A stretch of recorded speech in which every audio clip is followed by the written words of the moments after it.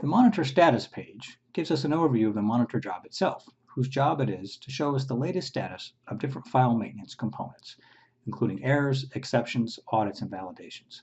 All we're really looking for here is that each job component has a current date for the last start and finish time, just so we're sure that the job is executing regularly.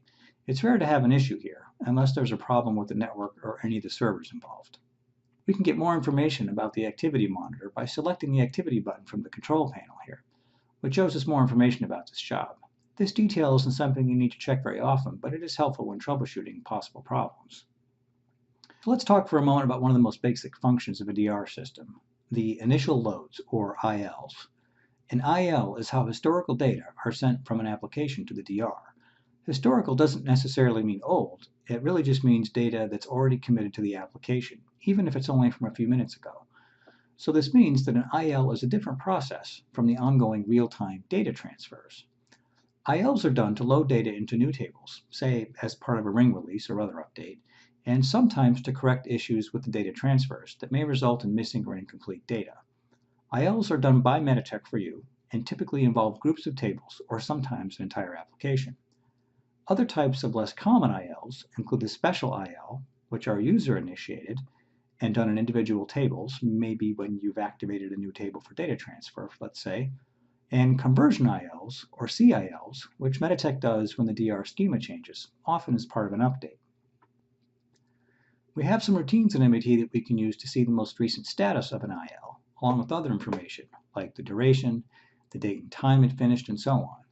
You can see it only allows us to see the status per application on the screen here. In other words, we can't see the status of individual tables. Since Meditech starts and stops ILs for you, this screen at least lets you see if they're still running, completed, or in some type of error or maybe halted status. And if that's the case, of course, you would notify Meditech and they would correct it.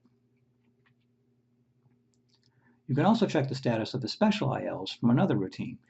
In addition, this is where you would define and activate your own initial loads. This isn't common, but sometimes necessary when you activate a table for data transfer that wasn't active previously, or may have the need to reload historical data to a table that may have been incomplete for some reason.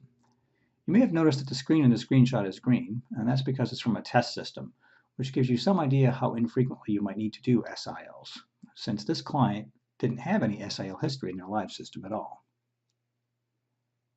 One of the most basic checks you can do in DR is to look for data transfer errors. Doing a daily check is a good idea, and it's easy and pretty quick to do. It typically only takes a few minutes to spot problems, once you know what to look for. We'll look at the error routines on the next few slides. The error summary screen in MET shows us a summary of error messages, broken out by application and error type. As you can see, errors are categorized as fatal and non-fatal. This is a bad choice of words in a healthcare setting, but it doesn't refer to patients, just the data transfers. Fatal errors are when the data isn't flowing to DR at all, typically when there are network issues, a server is offline, or something like that. If a server is offline or a network is down, you'll see these errors, of course, but more commonly they're simply a reflection of momentary connection hiccups, which are almost always self-correcting. It's important to note that the DR transfer jobs are built to automatically retry most operations. So if data can't be sent, or something like a table in SQL is momentarily locked, the operation will automatically retry. Let's take a look at the errors in more detail by selecting the 3 non-fatal errors from Order Management. From the List Errors screen, we can see a summary of each unique error, which includes the table name, error source, and a total number of times it's occurred.